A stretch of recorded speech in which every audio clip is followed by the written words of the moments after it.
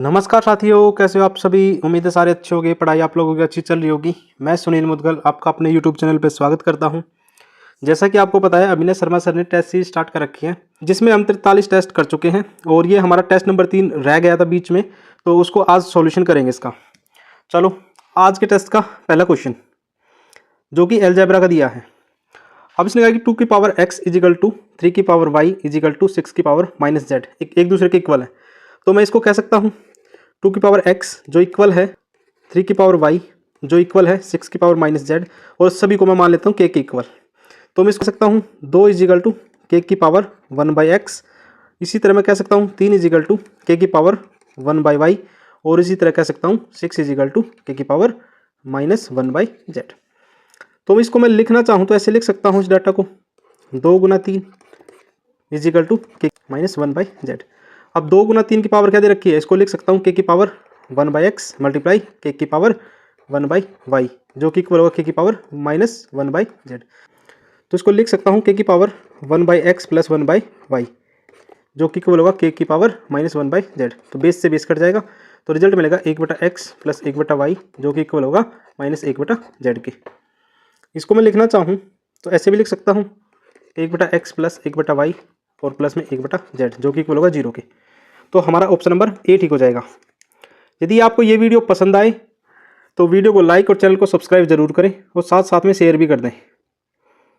Question number 2। Question number 2 में कहा कि ए बी सी 3 पॉइंट दे रखे कोऑर्डिनेट के और हमें एरिया निकालना है। तो एरिया क्या होगा, एरिया होगा 1/2 x1 bracket start y2 minus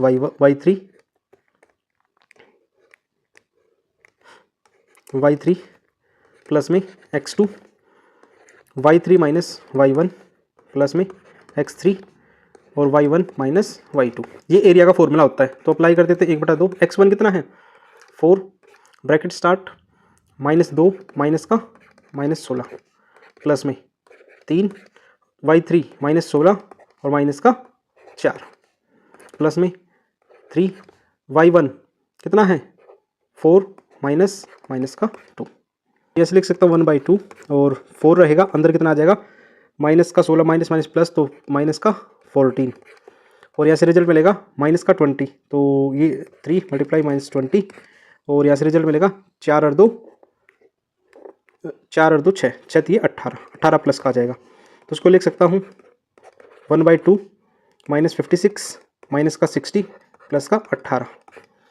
तो इसमें से इसको माइनस करें तो कितना हो जाएगा माइनस का 116 में से गया 98 और 98 में से बटा 2, तो कितना आ जाएगा माइनस का 49।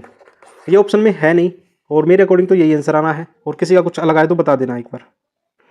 क्वेश्चन नंबर 3 में कहा है कि sine theta is equal to cos 2 theta minus 45। तो इसको लिख सकते हैं sine theta is equal to cos 90 minus 2 theta minus 45 degree. तो उसको चेंज करेंगे तो किस में हो जाएगा, साइन में चेंज हो जाएगा। तो sine theta is equal to sine theta यहाँ कितना हो जाएगा 135 माइनस 2 थीटा। तो साइन से साइन कट जाएगा, तो theta is equal to 135 minus 2 theta. अब इस साइड में हो जाएगा 2 थीटा इज इक्वल टू 135 और 3 से कितनी डिवाइड होगा 45। तो ऐसे थीटा की वैल्यू आ जाएगी 45 और tan 45 की बतानी है। टेंजेंट 45 होता है 1 के इक्वल, तो 1 के इक्वल आ जाएगा ऑप्शन नंबर ए। ठीक है, इजी टेस्ट है और जल्दी कर लेंगे। इसने कहा the sum of the series दे रखी है, जो ये सीरीज है ये ज्योमेट्रिक प्रोग्रेशन की है। तो इसको लिख सकते हैं s इज इक्वल टू जो होता है a/1 माइनस r। तो इसको पहले लिखें तो सीक्वेंस में लिख लें। इसको लिखेंगे s is equal to 1 plus, यदि मैं 6 को कॉमन ले लूँ तो ये ऐसे बचेगा, 6 कॉमन ले लिया तो 1/10 प्लस 1/100 प्लस 1/1000, और ये सीरीज चलती रहेगी। तो यहाँ से s निकालना, तो a क्या होगा, a तो फर्स्ट टर्म हो जाएगा। फर्स्ट टर्म कितना है, ये रहा 1/10, 1 माइनस r क्या हो जाएगा, r होता है जो इन दोनों का गैप, इन दोनों का गैप कितने का है 1/10 का। ठीक है, तो 1/10 का गैप है। तो यहाँ से मैं सिर्फ इसकी वैल्यू निकालना चाहूँ तो ये हो जाएगा 1/10 और यहाँ आ जाएगा 9/10। तो 10 से 10 कटेगा, इसकी वैल्यू कितनी आएगी 1/9। इस पूरी इक्वेशन की 1/9 आ गई। तो इसको लिख सकते हैं 1 प्लस 6 1/9। तो 1 प्लस 6/9, तो 3 दूनी 6, 3 तिया 9, तो 1 सही 2/3। 3 आंसर आ जाएगा। ऑप्शन नंबर ढूंढ लो, ऑप्शन नंबर ए ठीक हो जाएगा यहाँ से। ज्योमेट्रिक प्रोग्रेशन का कंसेप्ट आपको आना चाहिए। क्वेश्चन नंबर 5, क्वेश्चन नंबर 5 में कहा कि बसें एक टर्मिनल से 10 मिनट के अंतराल पर 20 किलोमीटर प्रति घंटे गति से चलती है। एक विपरीत दिशा से व्यक्ति आता है और 8 मिनट के अंतराल पर आता है। ठीक है, तो मैं कह रहा हूँ मान लो कोई बस यहाँ से चल रही है और इस साइड में जा रही है, कोई व्यक्ति यहाँ पर खड़ा है, वो इस साइड में आएगा और बस 10 मिनट के अंतराल पर पहुँच रही है और व्यक्ति की और 8 मिनट के अंतराल पर पहुँचती है। मतलब जैसे ये 8 मिनट में यहाँ पहुँचेगा तो 2 मिनट में व्यक्ति यहाँ पहुँच चुका होगा, तो व्यक्ति की 2 मिनट और बस की 8 मिनट बराबर होंगी। तो मैं कह सकता हूँ 2/8 ये व्यक्ति है और ये बस की स्पीड है। तो रेशियो की बात करूँ तो 1/4 होगा। 4 की वैल्यू सवाल में कहा 20 किलोमीटर प्रति घंटा, तो 4 की वैल्यू 20 है तो 1 की वैल्यू 5 आ जाएगी। 1 की वैल्यू कितनी आ जाएगी? 5 आ जाएगी, वही व्यक्ति की स्पीड होगी। तो ऑप्शन नंबर सी ठीक हो जाएगा यहाँ से। टाइम, स्पीड एंड डिस्टेंस का सवाल था। क्वेश्चन नंबर 6 जो कि हमारा अलजेब्रा का सवाल है।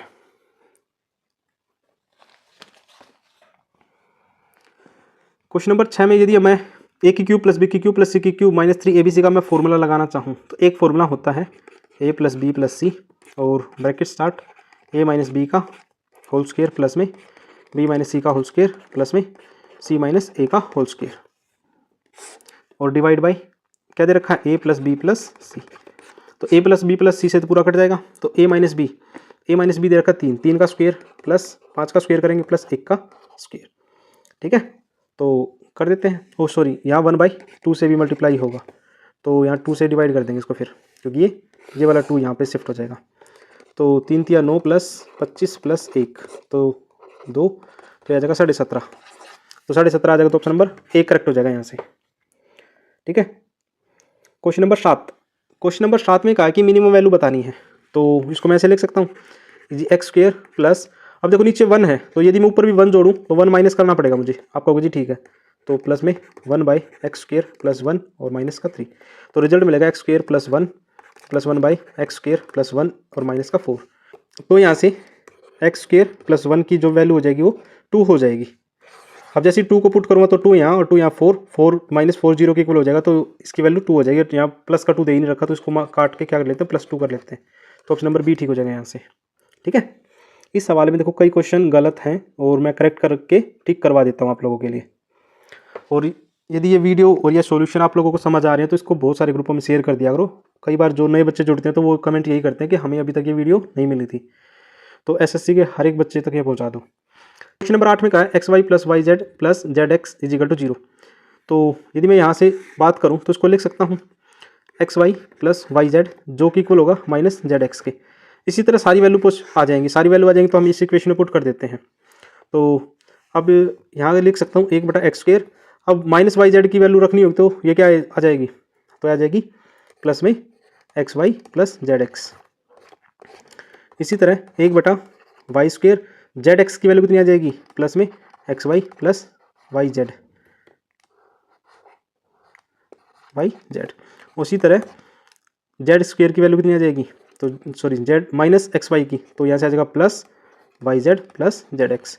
अब मैं क्या करता हूँ, अब इसमें से कॉमन ले लेता हूँ पहली टर्म में से, तो पहली टर्म में से कॉमन लिया जाएगा, x कॉमन ले लिया तो अंदर बचेगा x plus y plus z। इसी तरह इसमें से y कॉमन लूँगा तो यहाँ रिजल्ट बचेगा x plus y plus z, और इसी तरह तीसरी में z कॉमन लूँगा तो x plus y plus z। अब मैं सभी में से x plus y plus z common ले लूँ तो यहाँ से रिजल्ट मिलेगा x plus y plus z. जैसे ही कॉमन लिया मैंने तो अंदर बचेगा x बटे 1/x प्लस, तो यहाँ से 1/x plus 1/y plus 1/z बचेगा। ठीक है, तो यदि मैं यहाँ से बात करूँ तो इसको लिख सकता हूँ 1/x plus y plus Z, और नीचे मैं एलसीएम लूँ तो एक्स वाई जेड होगा, ऊपर क्या होगा y z plus x z plus x y, और एक्स वाई जेड की वैल्यू 0 दे रखी है, 0 दे रखी तो ये भी 0 हो जाएगा, तो आंसर भी 0 आ जाएगा। 0 आ जाएगा तो ऑप्शन नंबर ए हो जाएगा। ठीक है, इसके कई ऑप्शन गलत हैं, मैं दोबारा बता रहा हूँ, करेक्ट करवा के आप लोगों के लिए ठीक से करवा रहा हूँ मैं इसको। चलो क्वेश्चन नंबर 9। क्वेश्चन नंबर को आसान करने के लिए क्या करना पड़ेगा, थीटा की वैल्यू यहाँ 45 डिग्री पुट कर लो। जब 45 पुट करोगे तो एक्स की वैल्यू कितनी आ जाएगी, √2 माइनस 1/√2, और यहाँ से रिजल्ट मिलेगा 1/√2। इसी तरह y की वैल्यू भी √2 माइनस 1/√2, और यहाँ से मिलेगा 1/√2। अब इस इक्वेशन में पुट कर देते हैं 1/√2 का स्क्वायर, 1/√2 का स्क्वायर और 1/√2 का स्क्वायर प्लस में 1/√2 का स्क्वायर प्लस 3। 1/√2 का स्क्वायर कितना होगा 1/2 मल्टीप्लाई 1/2, अंदर कितना बचेगा 1/2 प्लस 1/2 प्लस में 3। तो रिजल्ट बचेगा 1/4 गुना 4, 4 से 4 कटेगा तो रिजल्ट बचेगा 1 बचेगा। तो ऑप्शन नंबर बी ठीक हो जाएगा यहाँ से। सबसे आसान तरीका था ये। Question number 10। Question number 10 sequence का दे रखा है। देखो इसने कहा कि 9वां पद बताना है। तो यहाँ कितने पद दे रखे हैं 1 2 3 4 5 6, तो हमें 7वां 8वां और 9वां पद बताना है। तो मैंने यहाँ गैप देखा, देखो यहाँ 3 का गैप है, यहाँ 5 का गैप है, यहाँ 7 का गैप है, यहाँ 11 का गैप है, यहाँ तो मैंने देखा यहाँ 3 का गैप है, यहाँ 5 का, यहाँ 7 का, यहाँ 9 का, यहाँ 11 का, तो यहाँ गैप 13 का होगा, 13 का गैप होगा तो ये 48 होगा, 13 और 2 15 का गैप होगा तो 63 होगा, और यहाँ 17 का गैप होगा तो 80 हो जाएगा। तो इस सवाल का आंसर आ जाएगा 80, ऑप्शन नंबर सी ठीक हो जाएगा। Question number 11। क्वेश्चन नंबर 11 में कहा है अलग अलग क्षमता वाले 2 जार समान जार।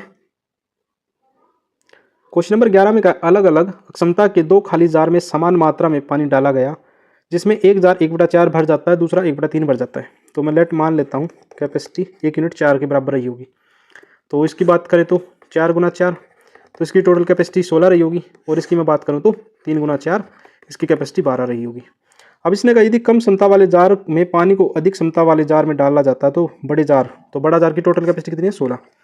अब देखो, अब इसका यदि 16 का 1/4 की बात करूँ तो कितना होगा 4 हो जाएगा, और छोटे वाले की बात करूँ 1/3 की बात करूँ तो इसका 1/3 कितना हो जाएगा 4। टोटल कैपेसिटी कितनी हो जाएगी 8 कैपेसिटी हो जाएगी टोटल 16 में, तो 1/2 यूनिट आ जाएगा। बड़े जार की अभी कैपेसिटी कितनी हो जाएगी 1/2, ऑप्शन नंबर ए ठीक हो जाएगा।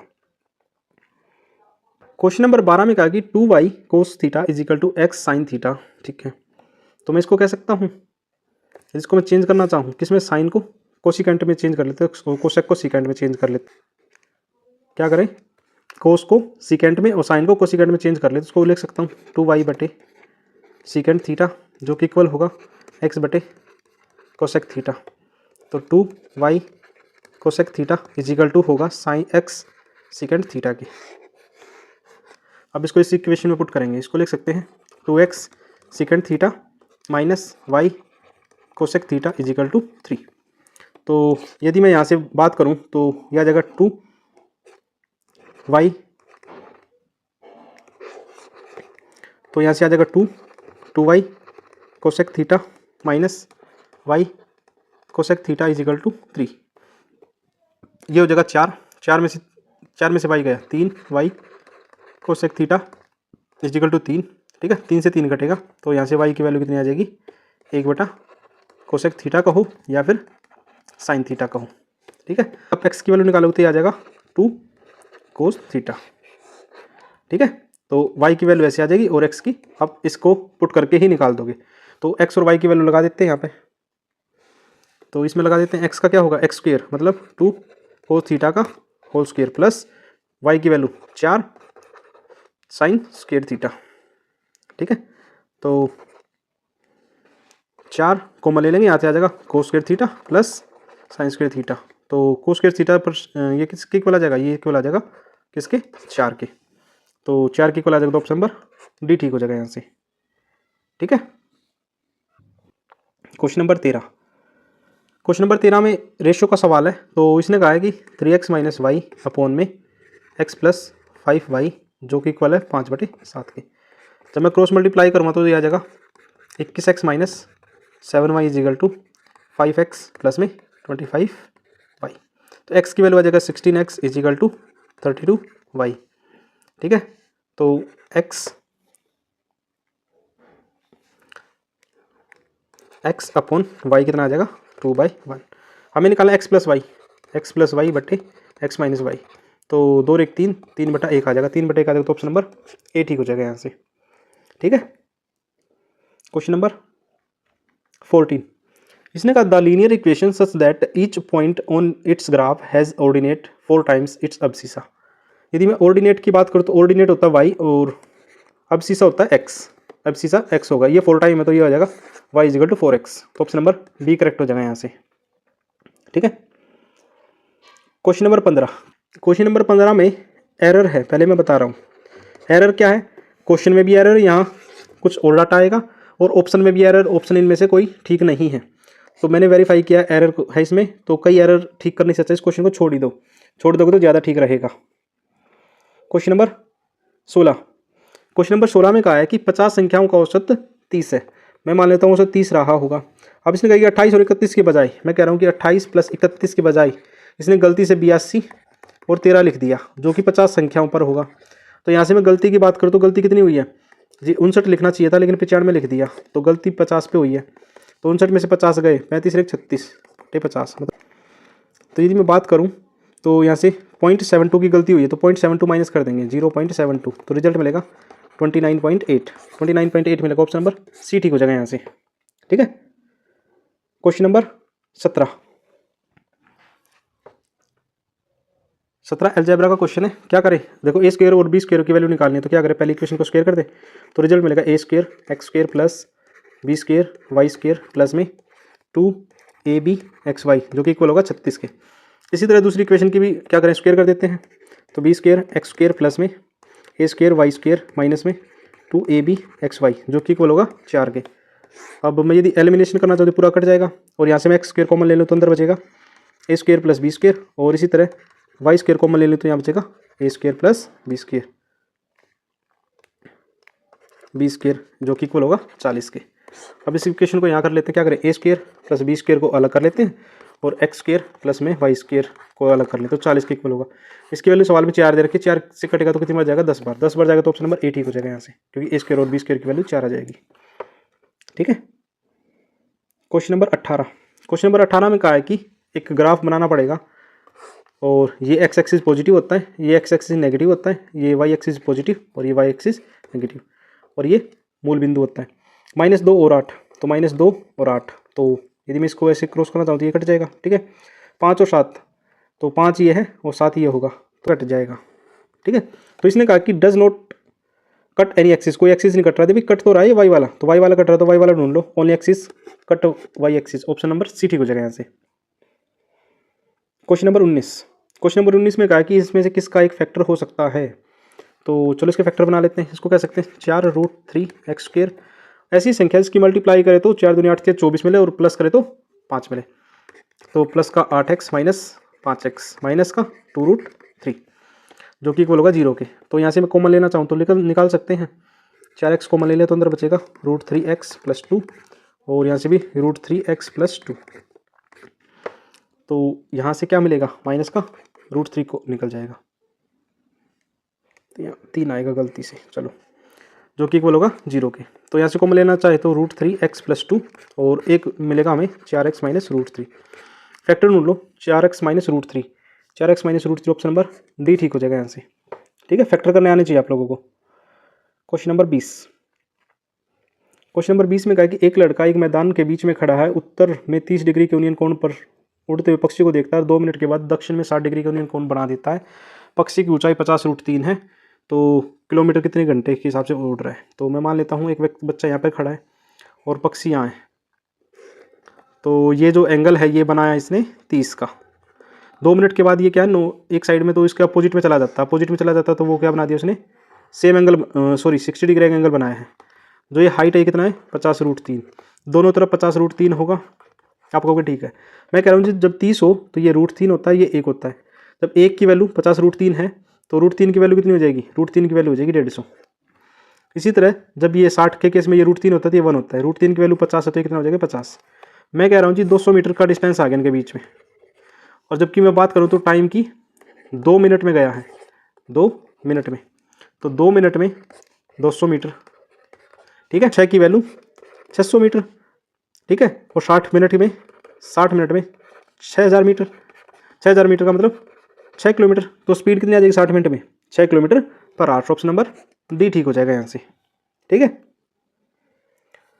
Question number 21। क्वेश्चन नंबर 21 में क्या कहा है, क्वेश्चन नंबर 21 में कहा कि एक ट्राइंगल है ए बी सी, एक ट्राइंगल है ए बी और सी, ए बी और सी, ए जी और बी सी इक्वल है, जी सेंट्रोइड है इसका, ये जी सेंट्रोइड है। अब देखो सेंट्रोइड हो तो 2 और 1 के रेशियो में बढ़ता है। ठीक है। अब इसने कहा कि ए जी और बी सी इक्वल है, इसका मतलब ये और ये दोनों इक्वल रहे होंगे, तो ये 1 होगा, ये भी 1 हो जाएगा। तो मैं कह सकता हूँ ये भी, अब जो जी से डी तक का डिस्टेंस है, जी डी 1 है तो ये भी 1 होगा, और 1 होगा तो ये 45 और 45 के हो सकते हैं, ये 45 और ये भी 45 का हो सकता है। तो इसने कहा कि बी जी सी तो BGC ये पूरा एंगल कितने का होगा, 90 डिग्री का हो जाएगा। तो ऑप्शन नंबर सी ठीक हो जाएगा यहाँ से। ठीक है ना, आसान था। क्वेश्चन नंबर 22, इसने कहा कि एक ट्रायंगल ABC है, हम बना लेते हैं एक ट्रायंगल ABC। ये ट्रायंगल बना लिया A B और C। G की दो माध्यिकाएं BE और EF प्रतीत हैं। ठीक है, ये इंटरसेक्ट कर दिया BE और CF। मान लीजिए CF AG को O पर काटती है, मान लीजिए EF O पर काटती हैं, ये O है। ठीक है, ये हमारा G था, ये हमारा O है। सकता हूँ AF अपॉन में FB जो कि इक्वल होंगी AO अपॉन में OD की। ये हमारा D पॉइंट है जो कि इक्वल होती है 1/1 की। ठीक है ना, मतलब इसी तरह यदि मैं बात करूं A से G तक का डिस्टेंस और G से D तक का डिस्टेंस कितना होता है, आपको जी 2 और 1 के रेशियो में बढ़ता है।